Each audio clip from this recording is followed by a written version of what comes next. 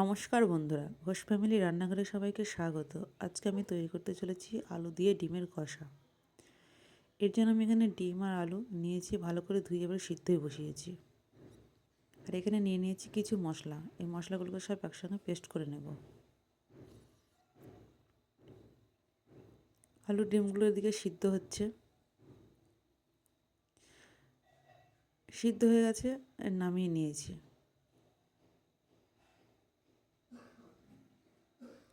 এবারে এর ভিতরে একটু লবণ আর হলুদ দিয়ে ভালো করে মাখিয়ে নেব।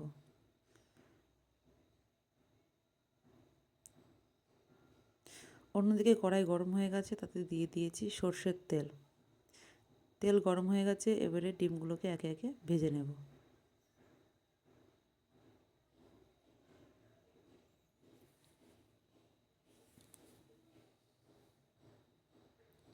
ডিমগুলো ভাজা হয়ে গেছে, এবার আমি নামিয়ে নেব।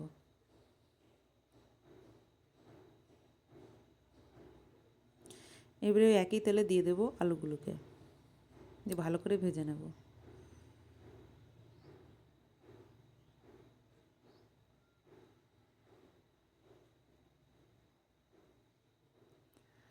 আলুগুলো ভাজা হয়ে গেছে, এবার আমি নামিয়ে নেব। এবারে কড়াইয়ে সর্ষের তেল দিয়ে তাতে ফোড়নে দেব গোটা জিরে, শুকনো লঙ্কা, তেজপাতা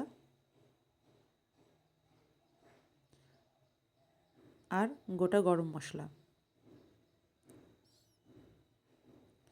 দিয়ে ভালো করে নেড়েচেড়ে পেস্ট করা মশলাটা দিয়ে দেব। দিয়ে একটু ভালো করে মিশিয়ে নিয়ে এর ভিতর দিয়ে দেব পরিমাণ মতো লবণ আর হলুদ, দিয়ে ভালো করে মিশিয়ে নিয়ে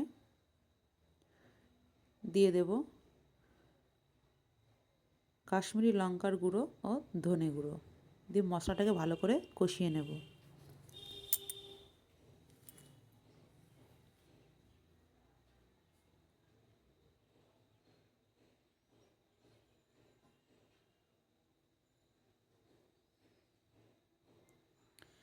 কষানো হয়ে গেছে, এবার আমি দিয়ে দেবো পরিমাণ মতো জল।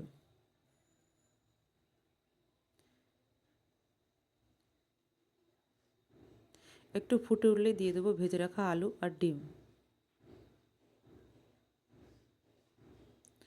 ভালো করে নেড়েচেড়ে ভালো করে ফুটিয়ে নেব।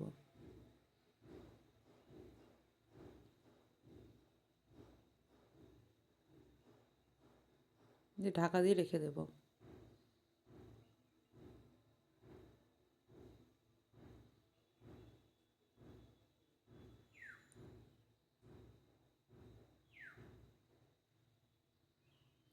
এবার দিয়ে দেবো ধনেপাতা কুচি।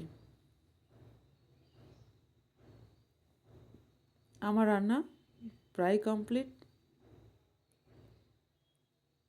এবার আমি দিয়ে দেব একটু গরম মশলা গুঁড়ো,